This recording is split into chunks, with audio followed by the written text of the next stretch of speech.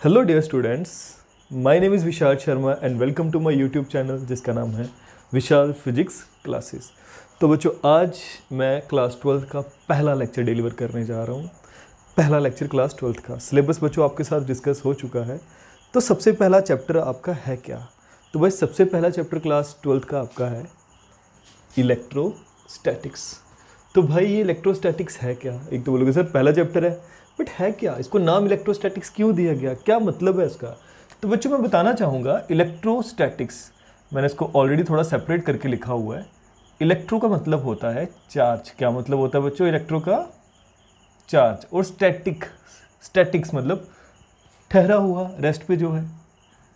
तो बच्चों स्टैटिक का मतलब क्या आ गया? रेस्ट। इलेक्ट्रो का मतलब चार्ज, स्टैटिक का मतलब रेस्ट। मतलब हम इस चैप्टर में क्या पढ़ने जा रहे हैं बच्चों? इस चैप्टर में हम पढ़ने जा रहे हैं चार्ज एट रेस्ट, मतलब वो चार्ज जो किस में है? रेस्ट में है। So what is electrostatics? तो बच्चों आप कह सकते हो it is a branch of physics, it is a branch of physics which deals with the study of charge at rest. बच्चों इस पूरे ही चैप्टर में मैं उन चार्जेस की बात करूंगा जो चार्ज किस में है? जो चार्ज है रेस्ट में, जो रुके हुए ठहरे हुए चार्ज हैं। ठीक है, तो बच्चों कह तो दिया मैंने चार्ज, बट चार्ज होता क्या है? क्या इसका सिग्निफिकेंस? ये है क्या? चार्ज होता क्या है? इसका सिग्निफिकेंस क्या है? क्या इसके फायदे हैं? क्या क्या होता है इससे? कहाँ से ये आया? इसका ओरिजिन क्या है? ये तो हमें पता ही नहीं है। तो चलो बच्चों देखते हैं चार्ज कहाँ से आया, क्या इसकी कहानी है, क्या इसका मतलब है। कौन से चार्ज की? इलेक्ट्रिक चार्ज की। तो बच्चों मैं सबसे पहले आपसे कुछ क्वेश्चन पूछना चाहूँगा। वो क्वेश्चंस क्या हैं? First one, have you ever सा स्पार्क और heard a crackle while taking off your synthetic clothes in dry weather? क्या बच्चों कभी आपने ड्राई वेदर के दौरान, सूखे मौसम के दौरान, अगर आप सिंथेटिक क्लोथ्स उतार रहे हैं, क्या आपने कपड़े उतारते वक्त कभी ये फील किया कि आपको कुछ आवाज़ सुनाई देती है, क्रैकल सा कुछ आवाज़, और कई बार तो कुछ स्पार्क भी दिखती है अगर अंधेरे में आप ऐसा कुछ करो तो बच्चों कभी देखना, ऐसा बड़ी बार आपने ऑब्जर्व किया होगा, बहुत बार ऑब्जर्व किया होगा। तो क्या आपने ऐसा किया है? कुछ बच्चों ने ऑब्जर्व किया होगा, हो सकता है कुछ बच्चों ने ना किया हो। बच्चों ऑब्जर्व करके देखना, पता चलेगा आपको। तो भाई ऐसा हुआ होगा। दूसरा मैं आपसे पूछना चाहूँगा, क्या कभी आपने ऐसा देखा बिजली चमकते हुए? बोलोगे सर कैसी बातें कर रहे हो, बिजली चमकते हुए किसने नहीं देखी? हाँ बच्चों आपने देखी है। क्या आपने मतलब आप अपनी कार का दरवाज़ा खोल रहे हो, ठीक है, कैसे? आप अपनी सीट पे थे, आप अपनी सीट से थोड़ा स्लाइड करके आपने थोड़ा रब किया खुद को, फिर आप कार का दरवाज़ा खोल रहे हो। या कई बार आप बाहर से आ रहे हो, जैसे आप कार के दरवाजे को हाथ लगाते हो, कई बार आपको ना एक इलेक्ट्रिक शॉक सा लगता है। कार के दरवाजे से ना लगाओ, आपके घर में जो डेजर्ट कूलर है कभी उसके साथ हाथ लगा के देखना, कई बार आपको शॉक सा लगता है। कई बार आप रेफ्रिजरेटर का डोर ओपन करते हो, आपको एक छोटा सा इलेक्ट्रिक शॉक सा लगता है। बड़ी बार आपने ऐसा एक्सपीरियंस किया होगा, कई बार आप अपने दोस्त से हाथ मिलाओगे, कई बार आपको लगा यार इसमें तो शॉक है, मतलब इसमें तो कुछ ऐसा है जो आपको मतलब शॉक सा लग रहा है। तो ये चीज़ें हैं क्या? क्या रीज़न है? कभी आपने रीज़न सोचा इसका कि हाँ ऐसा सब कुछ हो रहा है, बिजली चमक रही है। अगर हम बात करें क्लोथ्स में ऐसा कुछ होता है। अगर हम बात करें, अगर मैं किसी भी मतलब चीज़ को, मतलब अगर मैं बात करूँ कार के डोर को ओपन करना है, मुझे और कोई डोर को ओपन करना है, रेफ्रिजरेटर के डोर को ओपन करना है, तो यार कई बार शॉक लगता है। क्या कारण होगा? कभी आपने सोचा इसका कारण क्या है? नहीं सोचा। तो बच्चों कारण क्या है? कारण ये है इलेक्ट्रिक डिस्चार्ज। क्या कारण है बच्चों इसका? Electric discharge. डिस्चार्ज मतलब चार्ज का जाना। कहाँ से? कौन से चार्ज का जाना? इलेक्ट्रिक डिस्चार्ज ऑफ चार्ज, उस चार्ज का डिस्चार्ज होना, उस चार्ज का निकलना। दैट वर एक्यूमुलेटेड, जो जमा हुआ था किसके ऊपर? On an object while rubbing of insulating surface. मतलब बच्चों ऐसा है कि रब करके किसी एक चीज़ पे कोई चार्ज जमा हो गया, आपने उसको हाथ लगाया और वो आपके थ्रू डिस्चार्ज होता, वो कहाँ चला गया? अर्थ में चला गया। अब बोलोगे सर ठीक है हमने ये चीज़ें तो ऑब्जर्व की हैं, रीज़न भी ठीक है, इलेक्ट्रिक डिस्चार्ज होगा, बट फिर से क्वेश्चन वही का वहीं खड़ा, सर चार्ज है क्या? आपने चार्ज का तो बताया नहीं। तो चलो बच्चों हम देखते हैं कि चार्ज होता क्या है। किसकी बात करने जा रहे हैं बच्चों हम? इलेक्ट्रिक चार्ज की। तो भाई इलेक्ट्रिक चार्ज की कहानी सबसे पहले शुरू हुई कहाँ से? इंडिया से ना हुई तो कहाँ से हुई? भाई इसकी कहानी शुरू होती है ग्रीस से। कब शुरू हुई? 600 BC, इतनी पहले कैसे शुरू हुई? तो भाई शुरुआत हुई एम्बर से। एम्बर एक येलो स्टोन सा होता है बच्चों, येलो कलर का, येलोइश है। एक ऐसा बच्चों एक येलो सा स्टोन था जिसे वहाँ पे एम्बर कहते थे। उसको उन्होंने क्या किया, एक्सीडेंटली बोलो या जानबूझ के बोलो, उन्होंने उसको क्या किया, रब किया। किसके साथ रब किया बच्चों? उसको रब किया या तो सिल्क के साथ या फिर वूल के साथ। हाँ, तो रब करके क्या हुआ यार? जब उन्होंने रब किया ना यार, उन्होंने बड़ी अजीब से फिनोमेना एक्सपीरियंस किया। वो अजीब से फिनोमेना क्या है? उन्होंने देखा जब एम्बर को यानी कि एक येलोइश स्टोन को सिल्क और वूल के साथ या वूल के साथ रब किया गया, तो यार वो स्टोन ना बाकी सारी चीज़ों को, बाकी लाइट ऑब्जेक्ट्स को, किसको, जो बड़े लाइट ऑब्जेक्ट्स थे, लाइट ऑब्जेक्ट्स थे, उनको क्या करना शुरू हो गया? उनको अट्रैक्ट करना शुरू हो गया, लाइट ऑब्जेक्ट्स। बच्चों ये आपने भी किया होगा लाइफ में कभी ना कभी। आपको मैं याद दिलाता हूँ, आपने एम्बर से तो नहीं किया होगा, आपने बच्चों जो स्केल है आपके ज्योमेट्री बॉक्स में, जो स्केल है, अगर आप उस स्केल को अपने ड्राई हेयर के साथ रब करो और बच्चों फिर नीचे नीचे अगर आप छोटे छोटे पेपर फाड़ के स्मॉल बिट्स ऑफ पेपर को रखो, बच्चों आप देखोगे वो स्मॉल बिट्स ऑफ पेपर इसकी तरफ अट्रैक्ट होते हैं। किया कभी?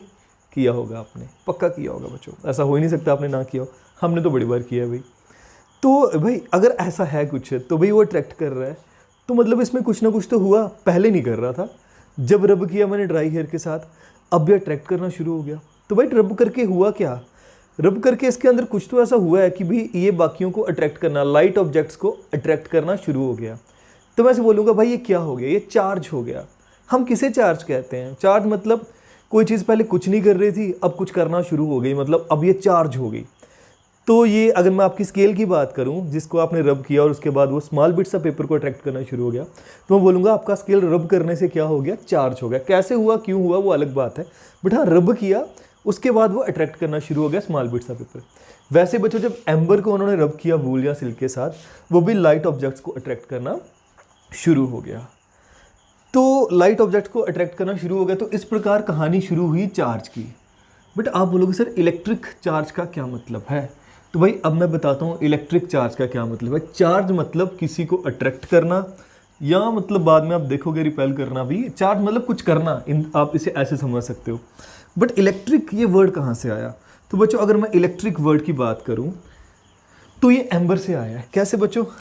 बच्चों अगर मैं बात करूँ, एम्बर एक ग्रीक वर्ड है जिसका मतलब होता है इलेक्ट्रॉन, जिसको हम इलेक्ट्रॉन कहते हैं। एम्बर को ही ग्रीक वर्ड क्या है इसका? इलेक्ट्रॉन। तो बच्चों यहाँ से ही शुरुआत हुई, क्योंकि एम्बर से सबसे पहले देखा गया कि भाई चार्ज क्या होता है। चार्ज मतलब एम्बर किसी को अट्रैक्ट, किसी को स्मॉल बिट्स ऑफ पेपर को अट्रैक्ट कर रहा था रब करने के बाद। अब एम्बर को ग्रीस में या ग्रीक वर्ड क्या है इसके लिए? इलेक्ट्रॉन है। तो यहाँ से ये वर्ड इलेक्ट्रिक, इलेक्ट्रॉन, ये सारे वहाँ से यूज़ में आए। ठीक है, तो अब पता चला वर्ड इलेक्ट्रॉन कहाँ से आया। ठीक है, जैसे फिजिक्स फ्यूजिस वर्ड है वहाँ से आया, वैसे बच्चों इलेक्ट्रॉन वर्ड एम्बर से आया। एम्बर क्योंकि ऐसा करता था तो इसलिए बच्चों उसका हम ग्रीक वर्ड इलेक्ट्रॉन है, तो यहाँ से शुरुआत हुई सबसे पहले इलेक्ट्रिक चार्ज कहने की। इलेक्ट्रिक वर्ड वहाँ से शुरुआत हुई। तो बच्चों ठीक है, वहाँ से शुरुआत हुई। बट क्या ये सिर्फ एम्बर के साथ था? नहीं बच्चों, बड़े सारे पेयर्स हैं। कौन कौन से पेयर है जिसमें ऐसा होता है? आप बच्चों एक काम कीजिए, आप ग्लास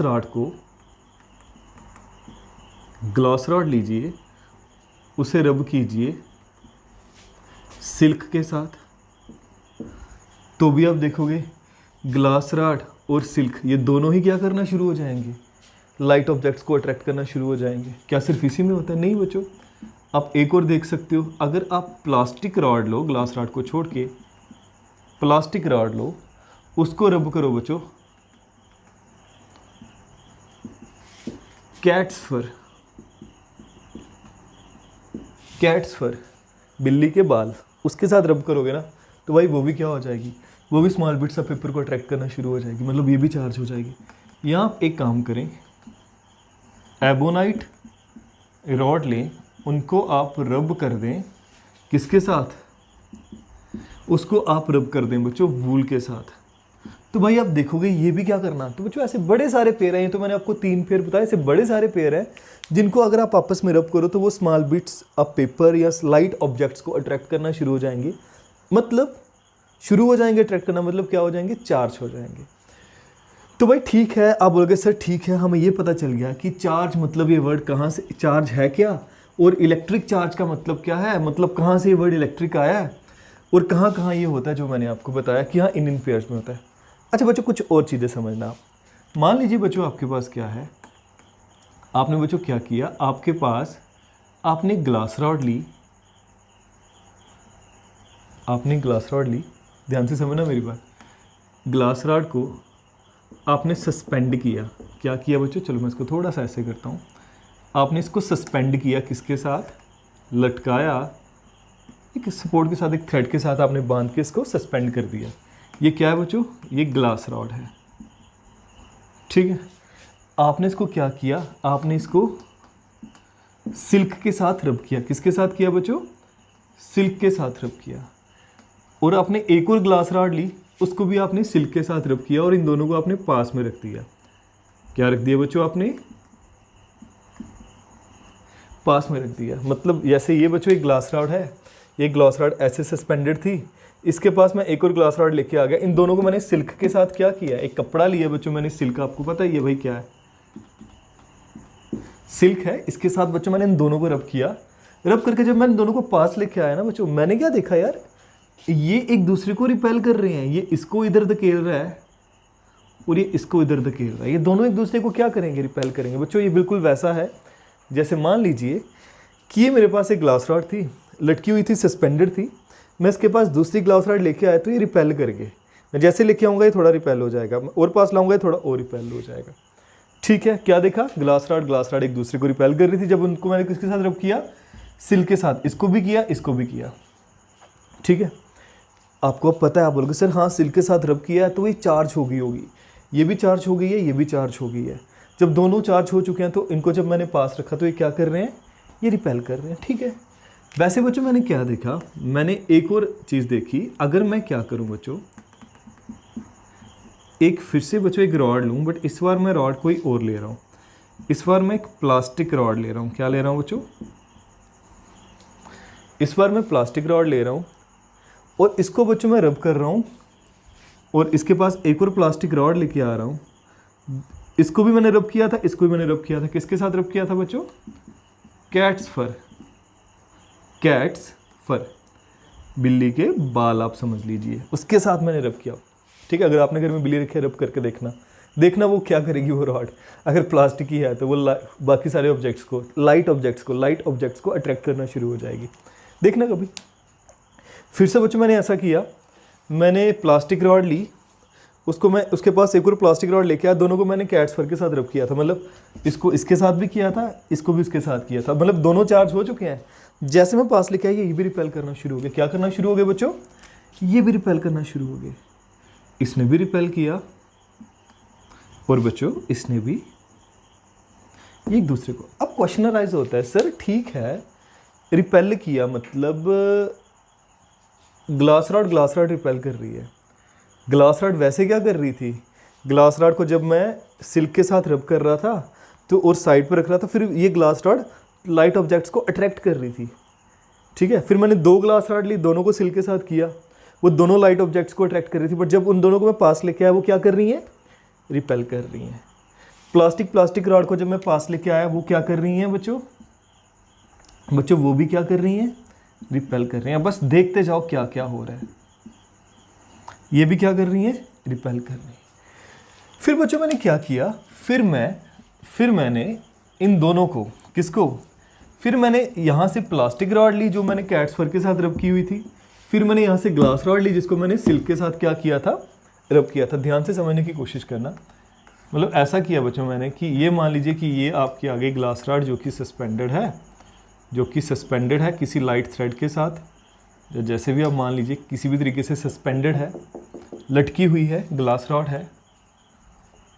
अब बच्चों ये तो रब थी किसके साथ, सिल्क के साथ रब किया हुआ था, प्लास्टिक रॉड को किसके साथ, कैट्स फर के साथ। अब यहाँ से प्लास्टिक रॉड मैंने उठाई और इसके पास रख दी बच्चों, क्या कर दिया बच्चों मैंने, इसके पास रख दिया। बच्चों जैसे मैंने प्लास्टिक रॉड को इसके पास रखा, यार ये अट्रैक्ट करना शुरू हो गए, ये तो एक दूसरे के पास आना शुरू हो गए, ये तो अट्रैक्ट करना शुरू हो गए।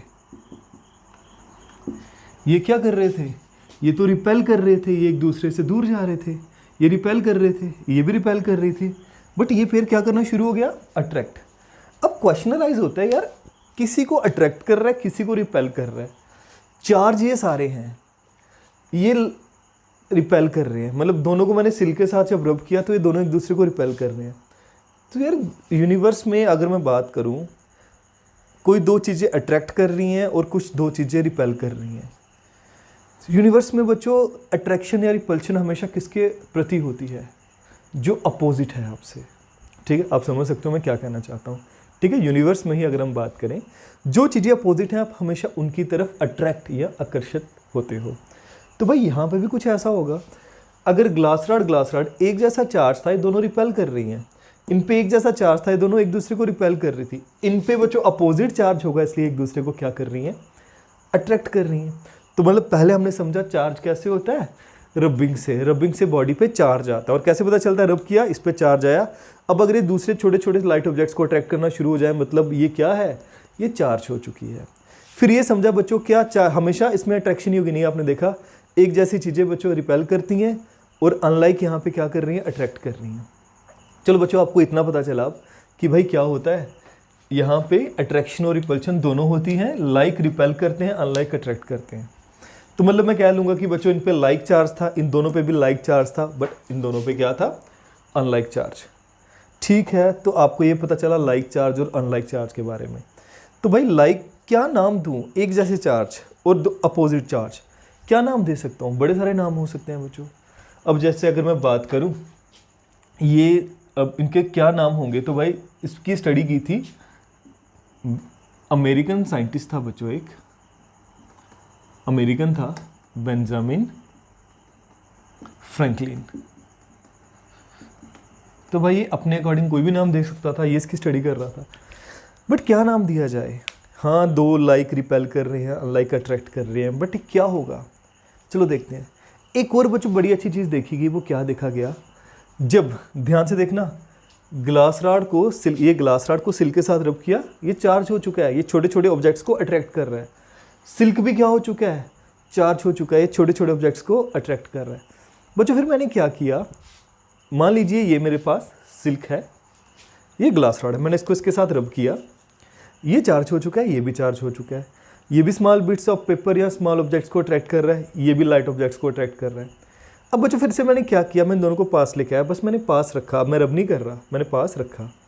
फिर जैसे मैं इनको दूर लेके गया, मैंने देखा जैसे अब मैं इसको लाइट ऑब्जेक्ट्स के पास लेके जाऊं, अब ये क्या नहीं कर रहा, अब यार इसने अट्रैक्शन वाली चीज़ खो दी, ये भी अट्रैक्ट नहीं कर रहा छोटे छोटे पेपर्स को। ध्यान से सुनना, मैंने क्या कहा, रब किया तो दोनों पे चार्ज आ चुका था, ये लाइट ऑब्जेक्ट्स को अट्रैक्ट कर रहे थे, वहाँ से पता चला इस पर भी चार्ज है, इस पर भी चार्ज है।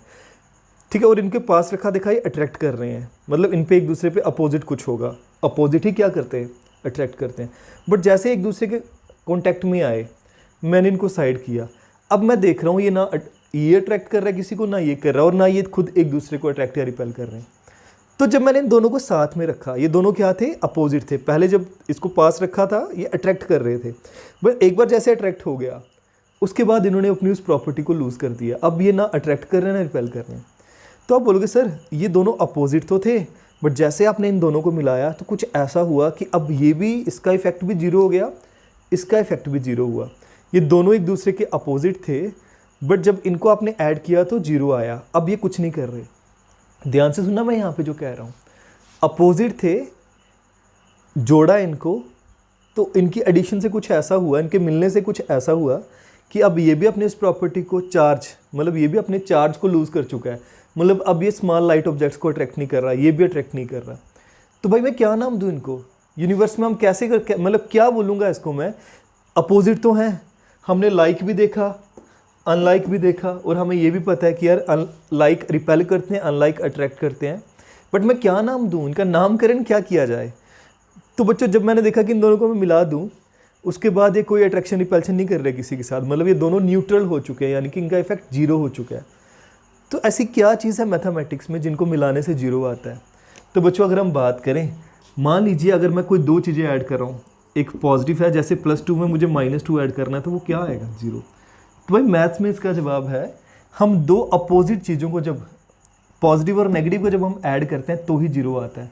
तो बच्चों दो अपोजिट चीज़ें लाइक रिपेल कर रहे थे, लाइक रिपेल कर रहे थे, अनलाइक अट्रैक्ट कर रहे थे, और मैंने देखा जैसे ही मैं, ठीक है, जैसे ही मैं दो अनलाइक चीज़ों को जो कि एक दूसरे को अट्रैक्ट कर रही हैं उनको अगर मैं जोड़ दूं, जैसे ग्लास रॉड और सिल्क, इनको मैं जोड़ दूं, ग्लास रॉड भी क्या कर रहा था, जब सिल्क को मैंने ग्लास रॉड के साथ रब किया, फिर से बच्चों बार बार बता रहा हूँ ताकि बोलो ना, रब किया, ये भी चार्ज हो चुका है, ये भी कैसे पता चला? छोटे छोटे पेपर्स रखो, ये दोनों अट्रैक्ट करेंगे उसको, ये भी स्मॉल बिट्स ऑफ पेपर को अट्रैक्ट करेगा, ये भी स्मॉल बिट्स ऑफ पेपर को अट्रैक्ट करेगा, पास रखेंगे तो ये भी एक दूसरे को अट्रैक्ट करेंगे। तो मतलब ये दोनों चार्ज थे, पास रखा तो ये एक दूसरे की तरफ भी अट्रैक्ट हुए, मतलब एक दूसरे के अपोजिट थे, बट जैसे एक दूसरे के साथ जुड़े उसके बाद उन्होंने अपनी सारी प्रॉपर्टी लूज कर दी। तो भाई मतलब क्या हो गई, ये भी न्यूट्रल हो गया, ये भी न्यूट्रल हो गया, इस अब इनका इफेक्ट, इनका चार्ज जीरो हो चुका है। तो भाई कौन सी चीज़ों का ऐड आपको, एडिशन आपको जीरो देती है? पॉजिटिव और नेगेटिव की। तो बच्चों इसी के बेसिस पे बेंजामिन फ्रैंकलिन ने इनको पॉजिटिव और नेगेटिव चार्ज का नाम दिया। तो बच्चों अब आप जानते हो पॉजिटिव चार्ज और नेगेटिव चार्ज का क्या मतलब है। क्लियर है?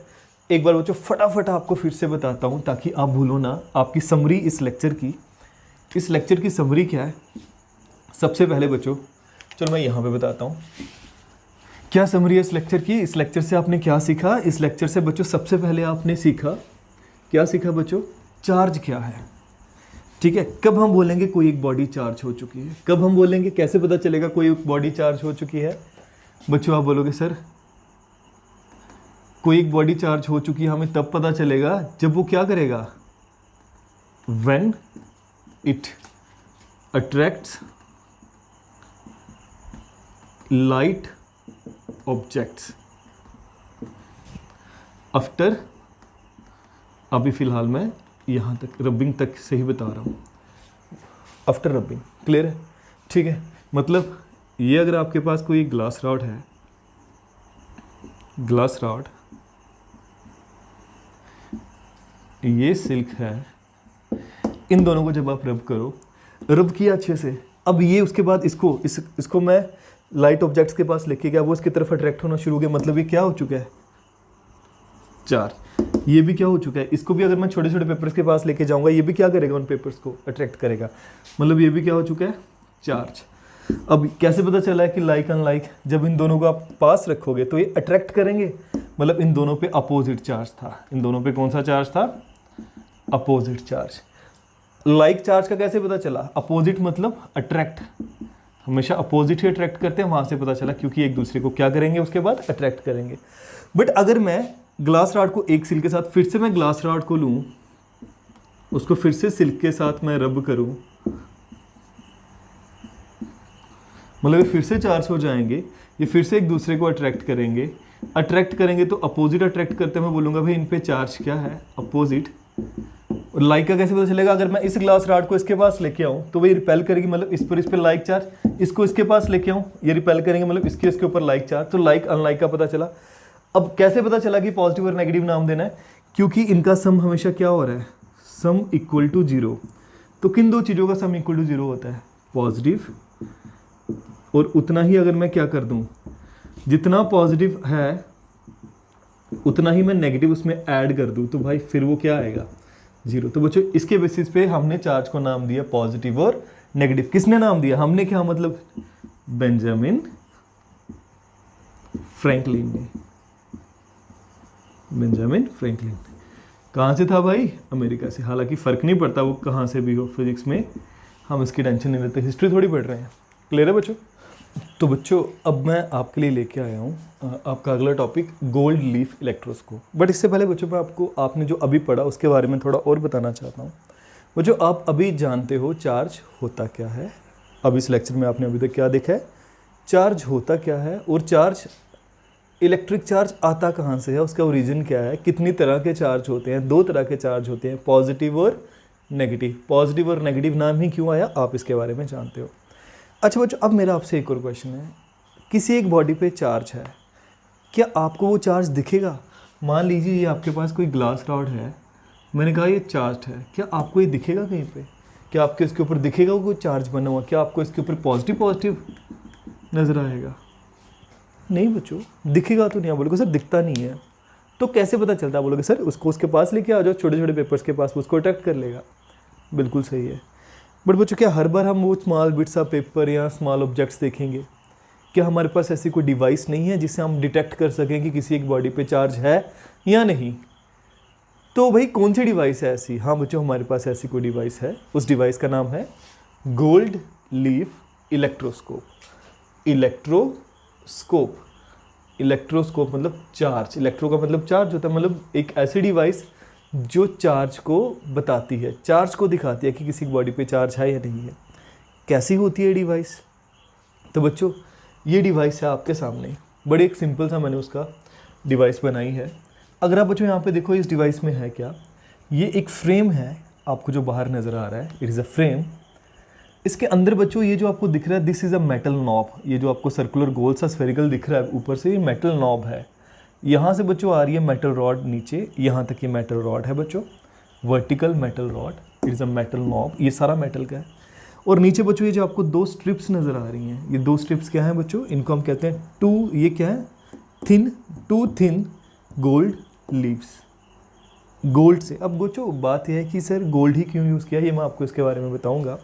बट ये कुछ इस प्रकार होती है बच्चों कि जैसे आपके पास क्या है, लेट इट बी, ये एक लीफ, ये गोल्ड की एक बड़ी पतली सी फॉइल, एक बड़ी पतली सी शीट, और एक बच्चों ये है, ऐसे ही बिल्कुल पास होती हैं। बट जैसे ही मैं क्या करता हूँ बच्चों, ध्यान देना, ये ऐसे कुछ होती हैं, बिल्कुल जुड़ी हुई होती हैं एक दूसरे के साथ। मैं इसको आपको ऐसे बताता हूँ, एक ये है गोल्ड की और एक ये लेट इट बी, तो इन दोनों को मैंने पास रखा बच्चों, ऐसे कुछ होंगी, बिल्कुल जुड़ी हुई होंगी। अच्छा बच्चों अब हुआ क्या, अब ज़रा समझने की कोशिश करना। अब कैसे हमें इससे पता चलता है कि भाई किसी एक रॉड पे या किसी एक ऑब्जेक्ट पे चार्ज है? तो बच्चों जैसे मान लो मुझे इस पे पता लगाना है कि चार्ज है या नहीं, तो मैं इस ग्लास रॉड को यहाँ से पकड़ूंगा, मैं इस मेटल नॉब के साथ क्या करूँगा, कॉन्टैक्ट में लाऊंगा। जैसे आप इस ग्लास रॉड को मेटल नॉब के साथ कॉन्टैक्ट में लाओगे, मेटल एक कंडक्टर होता है बच्चों। कंडक्टर क्या है? गुड कंडक्टर ऑफ चार्ज, है ना, सिंपल सी बात है, इसमें चार्ज फ्लो कर सकता है। कंडक्टर है भाई, चार्ज फ्लो कर सकता है। मैं जैसे इसको इसके साथ कॉन्टैक्ट में लाऊंगा तो यहाँ से चार्ज, ये पॉजिटिव चार्ज कहाँ आ जाएगा? यहाँ आएगा मेटल नॉब से होता हुआ, और इसके पास भी चला जाएगा और इसके पास भी चला जाएगा। अब बच्चों दोनों के पास पॉजिटिव चार्ज आ गया। अगर दोनों के पास पॉजिटिव चार्ज आया तो बच्चों क्या होगा? तो भाई अगर ऐसा कुछ है, एक ये वो है थिन और एक ये है, इन दोनों पे पॉजिटिव हो जाएगा, ये तो एक दूसरे को रिपेल कर देंगे, थोड़ा करेंगे या ज़्यादा, वो डिपेंड करता है दोनों पे कितना पॉजिटिव चार्ज आया है। ठीक है, तो इससे हमें पता चल जाएगा कि इस पे चार्ज है। क्या सिर्फ पॉजिटिव चार्ज? नहीं बच्चों, कोई भी है। आप कोई और रॉड लेके आ जाओ, आप बच्चों कुछ और लेके आ जाओ, आप प्लास्टिक रॉड लेके आ जाओ। ये तो था बच्चों ग्लास रॉड। अगर आपके पास प्लास्टिक रॉड हो तो क्या होता है? अगर आपके पास एक प्लास्टिक रॉड है, फिर आप इसको इसके पास लेके आओगे तो बच्चों क्या होगा? प्लास्टिक रॉड अगर चार्ज है, मान लीजिए उस पर नेगेटिव चार्ज था, मैं बताऊंगा पॉजिटिव नेगेटिव भी कैसे आता है, बट जैसे इसको इसके पास लेके आऊँगा तो ये नेगेटिव चार्ज इसमें फ्लो होता हुआ कहाँ चला जाएगा? इसके पास भी और इसके पास भी। ये दोनों एक दूसरे के बिल्कुल पास थी, तो बच्चों जैसे इन दोनों पे नेगेटिव आया, इस पर भी negative negative negative negative repel each other, ये फिर से ऐसे हो जाएगा। तो जितना ये डाइवर्ज करेंगे एक दूसरे से, मतलब उतना ही क्या है? चार्ज है। और डाइवर्ज करेंगे मतलब चार्ज है। तो देखो कितना सिंपल सा एक ऑपरेटर्स आपके पास है जिससे आप क्या पता लगा सकते हो, किसी भी एक बॉडी पे चार्ज है या नहीं। ठीक है, अब कितना चार्ज है आप ये भी पता लगा सकते हो, मतलब आप मेजर कितना, इंडिकेशन चार्ज है कितना ज़्यादा, ज़्यादा डाइवर्जेंस ज़्यादा चार्ज, कम डाइवर्जेंस कम चार्ज। तो बच्चों degree of divergence is an indicator of amount of charge, ये आपको पता होना चाहिए। अच्छा, अब क्वेश्चन राइज होता है सर गोल्ड लीफ ही क्यों? गोल्ड लीफ के पीछे कारण क्या है? गोल्ड तो महंगा होता है ना, तो कोई सस्ता वाला उपाय नहीं है। हाँ है ना बच्चों, हम एल्युमिनियम फॉइल भी यूज़ कर सकते हैं, हम ये जो दो लीव्स हैं ये एल्युमिनियम के भी यूज़ कर सकते हैं। तो बोलोगे सर गोल्ड और एल्युमिनियम क्यों, हम कोई और क्यों नहीं यूज़ कर सकते? कारण है बच्चों मेलेबिलिटी। मेलेबिलिटी मतलब एक ऐसी प्रॉपर्टी है, आपको पता है मेटल की, जिससे मतलब क्या होता है, कोई एक मेटल बड़ा ही थिन फॉइल में कन्वर्ट हो सकता है, बड़ा पतला हो सकता है। थिन शीट्स में कन्वर्ट होने की प्रॉपर्टी को हम क्या कहते हैं? मेटल की मेलेबिलिटी। तो भाई गोल्ड भी ज़्यादा मेलेबल होता है, और अगर मैं एल्युमिनियम लीव्स की बात करूं, एल्युमिनियम ये भी बड़ा मेलेबल होता है, तो भाई इसलिए हम यही यूज़ करते हैं। Is that clear? तो बच्चों अब आपने क्या सीखा, ये क्या था कि भाई कैसे हम किसी एक बॉडी पे चार्ज का पता लगाते हैं with the help of gold leaf electroscope. Clear है? अच्छा बच्चों, अब मैंने जैसे आपको लेक्चर में बताया था कि हम चार्ज कैसे आता है हमें पता चला, कौन कौन सा होता है हमें ये पता चला, बट मैंने आपको ये नहीं बताया कि कौन कौन सी बॉडी पे कौन कौन सा चार्ज आता है अगर हम उनको रब करें। तो बच्चों कुछ कम्बिनेशन आपके सामने है यहाँ पे, जिसमें बच्चों मैं आपको बताऊँगा कि अगर हम इनको रब करें एक दूसरे के साथ तो किस पे क्या चार्ज आता है। तो बच्चों आप देख सकते हैं, अगर मैं ग्लास रॉड को सिल्क के साथ रब करता हूँ, जो कि मैं बार बार एग्जांपल दे रहा था, ग्लास रॉड पे पॉजिटिव चार्ज आता है, सिल्क पे नेगेटिव आता है।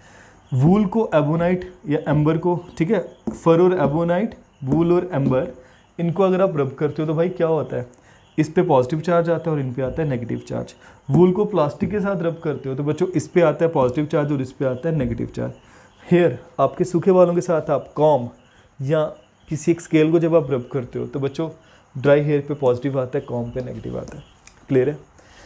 याद रखना है इसको। कैसे आता है वो मैं बताऊंगा, माइक्रोस्कोपिक कारण क्या है इसके पीछे का, कैसे पॉजिटिव और कैसे नेगेटिव आता है किसी एक चीज़ पे, अब हम उस चीज़ को समझते हैं। तो बच्चों अब जब आप ये पढ़ चुके हो कि इलेक्ट्रिक चार्ज कहाँ से शुरुआत हुई, उसकी चार्ज पॉजिटिव और नेगेटिव होते हैं, ठीक है, लाइक रिपेल करते हैं, अनलाइक अट्रैक्ट करते हैं, और आपने ये सीखा कि कैसे हमें पता चलेगा कि किसी एक बॉडी पे चार्ज है।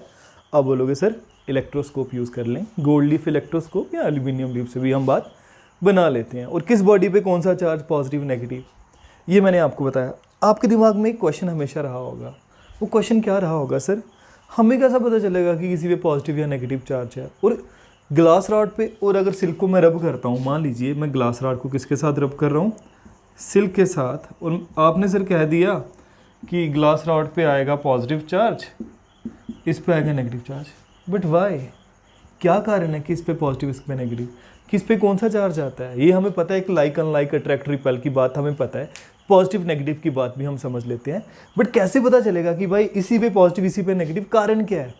तो बच्चों अब मैं आपको वो कारण बताऊंगा कि रब करने से, ग्लास रॉड को सिल्क के साथ रब करने से ऐसा होता क्या है भाई। तो भाई होता क्या है, इस पूरी कहानी को अब मैं आपको बताता हूँ वन बाय वन। तो भाई बात कर रहे हैं हम ओरिजिन ऑफ इलेक्ट्रिक चार्ज, किस पे कौन सा चार्ज आता है, कारण क्या है चार्ज का। तो बच्चों समझते हैं। बच्चों आप सारे जानते हो कि कोई भी चीज़ किससे बनी हुई है, everything is made up of atoms. Atoms में क्या होता है, आप बोलोगे सर एटम्स में तो इलेक्ट्रॉन्स होते हैं जो रिवॉल्व कर रहे होते हैं न्यूक्लियस के अराउंड। तो भाई अगर मैं आपसे पूछूं कि न्यूक्लियस में क्या होता है, अब बोलोगे सर न्यूक्लियस में सर प्रोटॉन्स होते हैं, प्लस उसमें क्या होते हैं, न्यूट्रॉन्स। ठीक है, आपको ही पता है कैसा होता है। अगर मैं स्ट्रक्चर की बात करूँ तो आप बोलोगे सर ये मान लीजिए न्यूक्लियस है, इसके अराउंड क्या करते हैं, ये मैं मान लेता हूँ कि ये पूरा एटम, इसके अराउंड इलेक्ट्रॉन रिवॉल्व कर रहे होते हैं बच्चों, ठीक है, ऑर्बिट्स में रिवॉल्व कर रहे होते हैं। बिल्कुल सही है बच्चों, इसके अराउंड इलेक्ट्रॉन कहीं पे भी हो सकते हैं, यहाँ पे हो सकते हैं, यहाँ पे हो सकते हैं। अगर और कहीं की बात करूँ तो भाई वो कहीं पे भी हो सकता है। तो मैं मान लेता हूँ कि इलेक्ट्रॉन मतलब कहीं पे भी मूव कर रहे हैं, तो इलेक्ट्रॉन लगातार उसके अराउंड रिवॉल्व कर रहे हैं। बट न्यूक्लियस में क्या है, न्यूक्लियस में बच्चों प्रोटॉन्स हैं प्लस क्या है, न्यूट्रॉन्स हैं। अच्छा होता क्या है, प्रोटॉन और न्यूट्रॉन्स न्यूक्लियस में, न्यूक्लियस की अगर मैं बात करूँ, ये अगर आपका न्यूक्लियस है जिसको मैं पॉजिटिव बताता हूँ, तो बच्चों प्रोटॉन पे क्या होते हैं, आप कहते हो सर ये positive, neutron neutral zero, electron negative, आप इतना जानते हो। तो बच्चों होता क्या है, अगर मैं न्यूक्लियस की बात करूँ तो न्यूक्लियस में यार प्रोटॉन्स और न्यूट्रॉन्स के आपस में बड़ा अच्छा क्या है, बॉन्ड है, दे आर बॉन्डेड। किस फोर्स के साथ, आप बोलोगे सर स्ट्रॉन्ग न्यूक्लियर फोर्स के साथ। किस फोर्स के साथ, स्ट्रॉन्ग न्यूक्लियर फोर्स। बच्चों ये न्यूक्लियस के बीच में फोर्स होती है, ये इतनी स्ट्रॉन्ग होती है कि हम कभी भी प्रोटॉन्स और न्यूट्रॉन्स को सिंपली आसानी से हम इनको जुदा नहीं कर सकते, हम इनको सेपरेट नहीं कर सकते। किनको सेपरेट नहीं कर सकते, प्रोटॉन और न्यूट्रॉन्स, जो कि किस में है, न्यूक्लियस में है। इनको सेपरेट करना बड़ा मुश्किल है न्यूक्लियस में। अगर ये मान लीजिए प्रोटॉन्स है, ये न्यूट्रॉन, ये प्रोटॉन, ये न्यूट्रॉन, ऐसे तो ये न्यूट्रॉन लगा लीजिए, ये प्रोटॉन लगा लीजिए, तो भाई आपस में ये इतनी अच्छे बॉन्ड, इनका इतना अच्छा इतना स्ट्रॉन्ग बॉन्ड होगा कि इनको जुदा करना तो बड़ा मुश्किल है। किसमें, न्यूक्लियस के अंदर। तो वह न्यूक्लियस का तो हम छोड़ ही देते हैं बात, इनको हम साइड पे नहीं कर सकते। बट इलेक्ट्रॉन क्या कर रहे होते हैं, ये तो इसके अराउंड रिवॉल्व कर रहे होते हैं। पॉजिटिव और नेगेटिव, इनके बीच में जो फोर्स है ये इतनी ज़्यादा नहीं होती है अट्रैक्शन की, हम इलेक्ट्रॉन्स को निकाल सकते हैं किसी भी एक बॉडी से। तो भाई अब बात करते हैं, जो मैंने आपको पहले बताया था। बोलोगे सर इन सब चीज़ों का तो हमें पता था, हाँ भाई एटम में ये होता है, ये होता है, सर ये सारा पता था, बिल्कुल आपको पता होना भी चाहिए। बट आपको ये पता नहीं होगा बच्चों कि न्यूक्लियस में क्या होता है। ये अगर आपको सारा पता है तो होता क्या है बेसिकली, जब मैंने आपको कहा कि चार्ज हम जब करते हैं तो क्या रब करना पड़ता है, तो रब करने से ऐसा होता क्या है, अब मैं आपको ये बात बताता हूँ। तो बच्चों जब हम किन्हीं दो चीज़ों को रब करते हैं, क्या करते हैं, जब हम किन्हीं दो ऑब्जेक्ट्स को रब करते हैं, तो रब करने से बच्चों क्या होता है, फ्रिक्शन है। हम अपने हाथों को भी अगर रब करें तो बच्चों उसमें क्या है, उसमें फ्रिक्शन है। जैसे कि अगर मैं बात करूं, अपने हाथों को रब कर रहा हूं तो फ्रिक्शन है, फ्रिक्शन रोकती है, तो इसके अगेंस्ट हमें कुछ एनर्जी देनी पड़ती है अपने हाथों को। तो बच्चों फ्रिक्शन से बेसिकली अगर हम देखें तो क्या होता है, हीट एनर्जी बनती है, एनर्जी बनती है। मतलब ये हमने जो काम किया यही किस में स्टोर हो जाता है, एनर्जी में।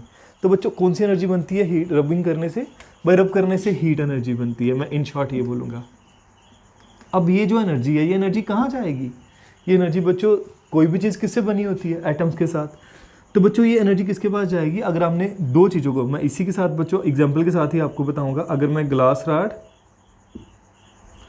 और सिल्क को क्या करता हूँ, रब करता हूँ, तो भाई हीट एनर्जी बनेगी। ये हीट एनर्जी किसके पास जाएगी, ये ग्लास रॉड के पास भी जाएगी और सिल्क के पास भी जाएगी, बिल्कुल दोनों के पास, है ना। अब बच्चों दोनों चीज़ें किससे बनी है, आप बोलोगे सर दोनों चीज़ें बनी हैं एटम से, तो मतलब एनर्जी जो है इन दोनों के एटम्स के पास जाएगी। अब जब एनर्जी इन दोनों के एटम्स के पास जाएगी तो दोनों के एटम्स की अगर मैं बात करूं तो भाई दोनों के एटम्स में फिर से आपको पता भाई बीच में न्यूक्लियस है, उसके अराउंड क्या कर रहे होते हैं, उसके अराउंड इलेक्ट्रॉन क्या कर रहे हैं, रिवॉल्व कर रहे हैं। अब क्योंकि न्यूक्लियस का मैं आपको ऑलरेडी बता चुका हूँ कि यार न्यूक्लियस में इलेक्ट्रॉन, प्रोटॉन और न्यूट्रॉन आपस में बड़े स्ट्रॉन्ग, ये इतनी अच्छे से एक दूसरे से बंधे हुए हैं, जुड़े हुए हैं कि इनको सेपरेट करने की भूल जाओ रबिंग से।